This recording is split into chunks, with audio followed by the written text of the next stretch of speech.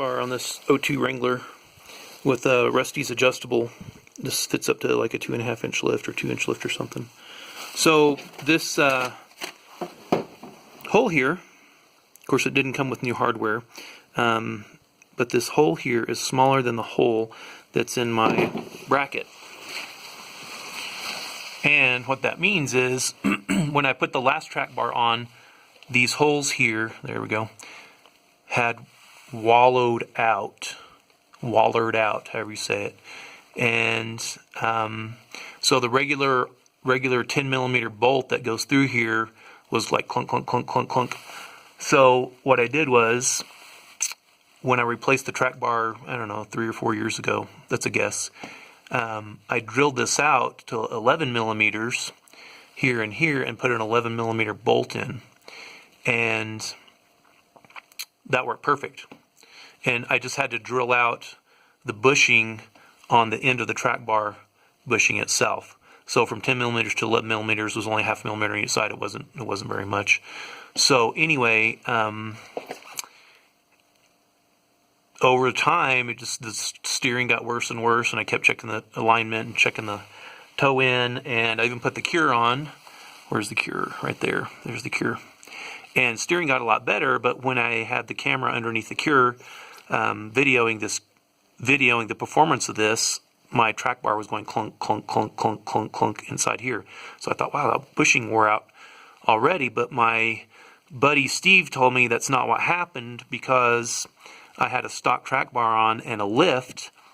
The track bar was hitting right here when the axle would droop out and put a little crack right here, but that was stressing this bolt pretty severely, and it made it wallow out back here even bigger. So now it's about 12mm back here, and it's still about 11 something in the front, but it really wallowed out in the back here.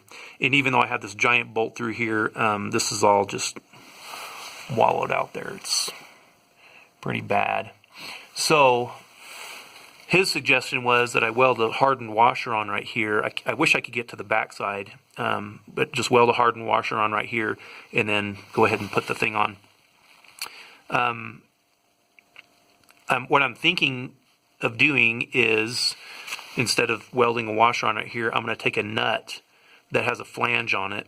It's actually an old bolt from when I replaced all these, what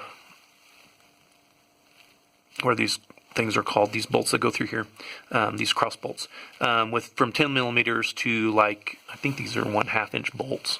They are 1/2-inch bolts, because I burned up a bunch of 1/2-inch drills just to get rid of the 10mm bolts, and I had to drill out these inner bushings as well for these control arms. I did that top and bottom and front and rear. So they're all pretty solid, and I'm pretty happy with it. There's no flex and no play at all in these now. Anyway, I had a bunch of leftover bolts from this, and I thought, well, if I get one of the old nuts off one of those bolts and grind it down so it'll slide into here, the flange will be right here, and then I'm going to weld around here. And I think that'll give me more strength than just a washer sitting here and my weld that's going to go around. Of course, I'd have to grind that down some, and that might be strong enough. And then for the front, what I'm going to do is do the same thing, take a nut and then weld it on, a flange nut, put it inside. I don't know if I'm going to go from here or here, and then put it inside so it at least has some support on the inside, and I'll probably cut it off on the inside once I slide it in, but the flange will be right here, and I'll weld that on, and then I'll just bore that out to 10mm. So the bolt will slide through, and then this one will be fixed, of course, and then I'll just be able to tighten it right against here. And so hopefully this will be a bit of improvement over the existing system. Then this nut here will always be here unless it strips out.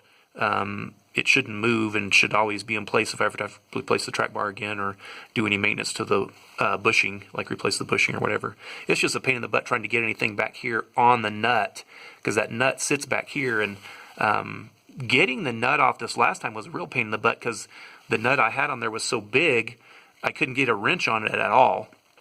So I ended up sliding a bar through here and pounding in along the top edge of the nut to trap it I put a bar along the bottom here and pounded it in along the bottom edge of the nut to trap it, and then used the impact to pull it out, and that worked.